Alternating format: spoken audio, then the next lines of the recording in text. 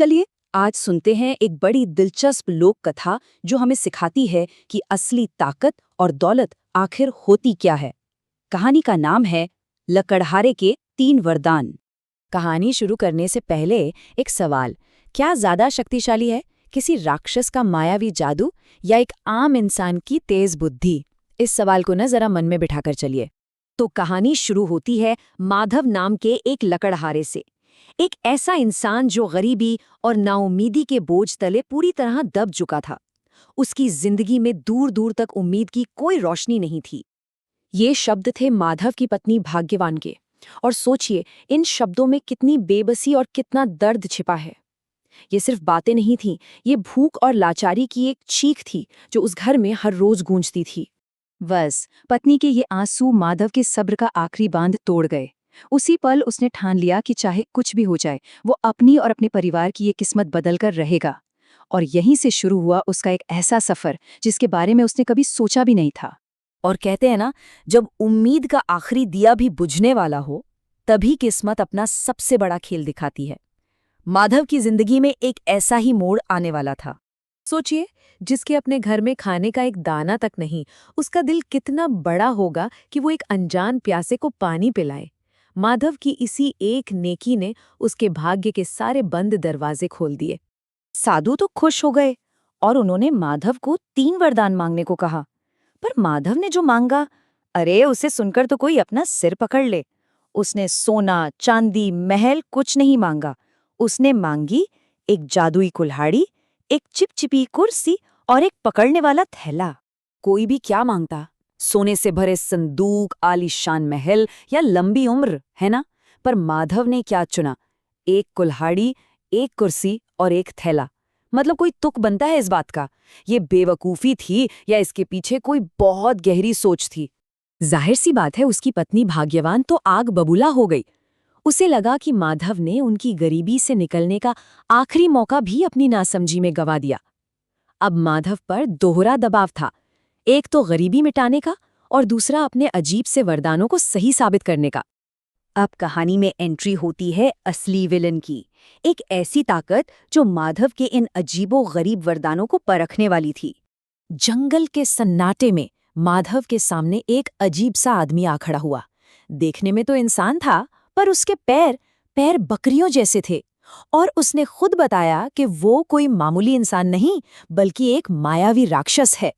और वो माधव के लिए एक ऐसा सौदा लेकर आया था जो किसी की भी नीयत बदल दे। सौदा बिल्कुल साफ था और उतना ही खतरनाक। 1 साल तक बेहिसाब दौलत, जी भर के ऐश करो, और कीमत जिंदगी भर की गुलामी। गरीबी से तंग आए किसी भी इंसान के लिए ये एक बहुत बड़ा लालच था और एक बहुत ही खतरनाक जाल भी। लेकिन माधव वो हताश नहीं था, वो होशियार था। जैसे ही उसने ये सौदा सुना, उसके दिमाग की बत्ती जल गई। उसे अपने वो 3 वरदान याद आ गए। उसने एक पल में पूरा हिसाब लगा लिया कि कैसे वो राक्षस से दौलत भी ले लेगा और अपनी आज़ादी भी बचा लेगा। ये मजबूरी में लिया गया फैसला नहीं था, ये एक सोची समझी चाल थी। तो अब आता है कहानी का सबसे मजेदार हिस्सा, वो घड़ी जब अक्ल और ताकत की असली लड़ाई शुरू होती है। देखते हैं माधव का बिछाया जाल काम करता है या नहीं। तो ठीक 1 साल बाद राक्षस अपना वादा पूरा करवाने आ धमका। माधव ने बड़ा भोला बनने का नाटक किया और राक्षस को उकसाया कि वो उसकी कुल्हाड़ी उठाकर अपनी ताकत दिखाए। और राक्षस अपनी ताकत के घमंड में सीधा उसके पहले जाल में जा फंसा। और बस खेल शुरू। पहला वरदान चल गया। वो महाशक्तिशाली राक्षस एक मामूली सी कुल्हाड़ी का गुलाम बन गया और उसकी चीखें माधव की पहली जीत का बिगुल बजा रही थीं। राक्षस को अपनी आज़ादी की बड़ी भारी कीमत चुकानी पड़ी। माधव ने उससे न सिर्फ सोने की 7 थैलियां लीं, बल्कि अगले 2 साल तक की शांति का वादा भी ले लिया। पहली बाजी माधव जीत चुका था। 2 साल बीते और राक्षस वापस आया। इस बार उसका गुस्सा 7वें आसमान पर था। पर माधव, वो तो बिल्कुल तैयार बैठा था।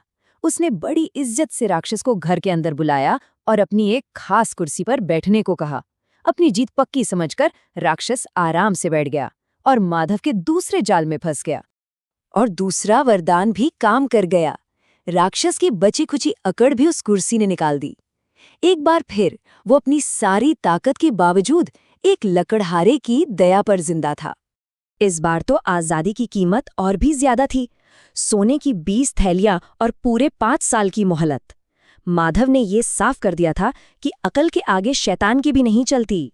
2 बार इतनी बुरी तरह हारने के बाद राक्षस का सारा घमंड मिट्टी में मिल गया। वो ऐसा भागा कि दोबारा उस जंगल में कभी नजर नहीं आया, और माधव के वो 3 फालतू वरदान उसके परिवार के लिए हमेशा की खुशहाली और सुरक्षा की गारंटी बन गए।